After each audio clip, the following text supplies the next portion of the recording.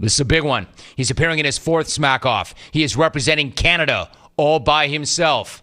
I could argue that nobody's got more pressure than this guy right now. I can make that argument because it's no secret the Smackoffs have not gone that well for this brother to the north. Show up strongly today, the narrative changes. Flame out, and then that bad rap gets tatted in ink. The only dude playing internationally today is my man, Matt in Vancouver. Matt, make it your day, brother. What's going on, Matt? What up, Rome? I appreciate it. Sarah T's 4-second call brought to you by Marlboro. And yeah, I hear these haters out here, Rome, trying to circumcise my shine. They say a young, leaned-out, handsome, confident Canadian with an incredible voice and an even more incredible jawline doesn't deserve to be the king of smack for a year. That a gainfully employed, educated, athletic British Columbian doesn't deserve to have the Jim Rome having his back in the Great American Smackoff. But I look down south, and good Lord, is America. It's like living upstairs from a meth lab.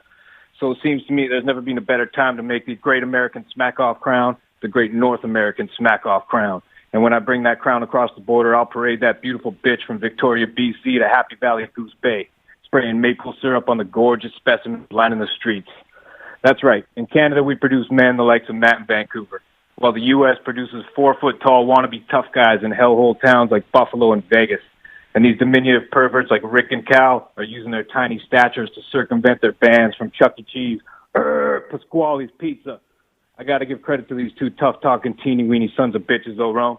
They could have hid their pictures, stayed off the internet, but the only issue now is having seen both these tykes, it's obvious to you, me, and everyone watching that I could throw either of these frauds 70 yards in a tight, crisp spiral and steal both their ladies before they hit the ground. And Rome, I've decided to look out for you and all the American clones, from California to New York and to all those anonymous, worthless states in between where there's a layer of dirt covering everything. I'm inviting you all up to join Team Canada. Just say the word and I'll open up the border. And you all know if you're being honest with yourselves, you want to come. I look down south.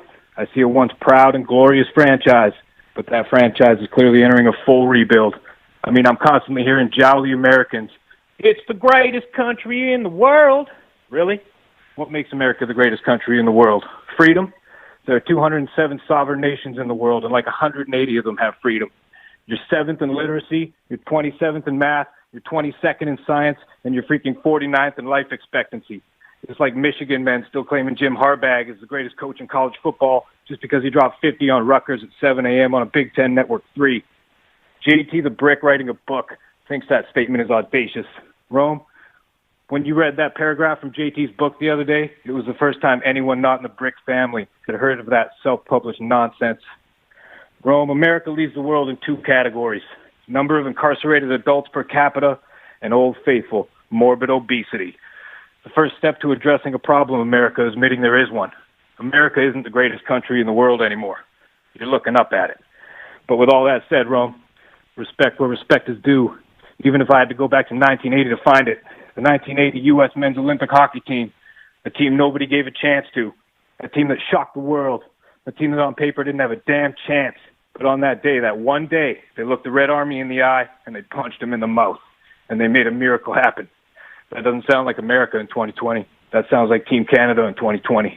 A one-man wrecking crew who may not win in a best-of-7, but today, the day that matters, went out and shocked the world. That's all I got, Romy. I left it all on the ice. God bless America. God bless Canada. God bless the great North American Smackoff. Peace. Peace. My guy, Matt in Vancouver, his best showing today, without question. Had a kid, Matt. Well done.